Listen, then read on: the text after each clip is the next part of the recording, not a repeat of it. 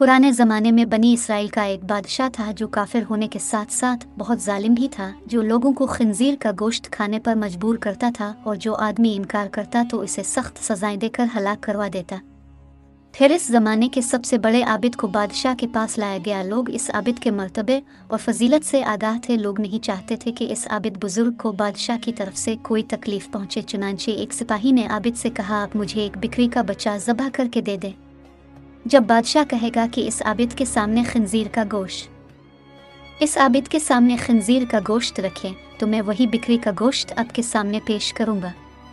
बादशाह ये समझेगा कि आपने इसकी ख्वाहिश के मुताबिक खंजीर का गोश्त खा लिया और इस तरह आप भी हलाकत से महफूज रहेंगे।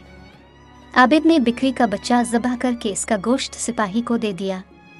जब आबिद को बादशाह के सामने लाया गया तो बादशाह ने हुक्म दिया कि खंजीर का गोश्त लाया जाए। मंसूबे के मुताबिक तो इस सिपाही ने बिक्री का गोश्त आबिद को पेश किया। बादशाह ने कहा, मेरे सामने खंजीर का गोश्त खाओ। आबिद ने कहा, मैं हरगज़ ना खाऊंगा।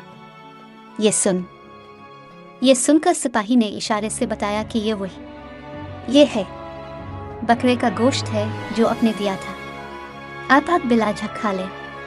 लेकिन आबिद ने बादशाह के सिया उनने वो गोश्त खाने से इनकार कर दिया। जालिम बादशाह ने सिपाहियों को हुक्म दिया कि उसे कत्ल को।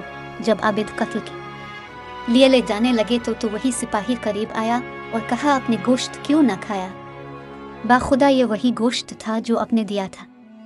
आबिद ने कहा, ऐसी कोई बात नहीं, बल्कि मैं इस बात से डर गया था कि लोग मेरी वजह से फितना में मुब्तला हो जाएंगे, क्योंकि जब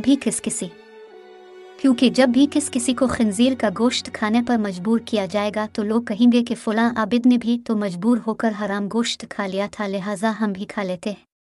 इस तरह लोग मेरी वजह से बहुत बड़े फितने में मुब्तला हो जाएंगे और मैं लोगों के लिए फितना हरगिज़ बनाना नहीं चाहता हूँ। ये कहकर वो आबिद खामोश हो गया और जल्लाद ने इसका सर तन से जुदा कर दिया गया।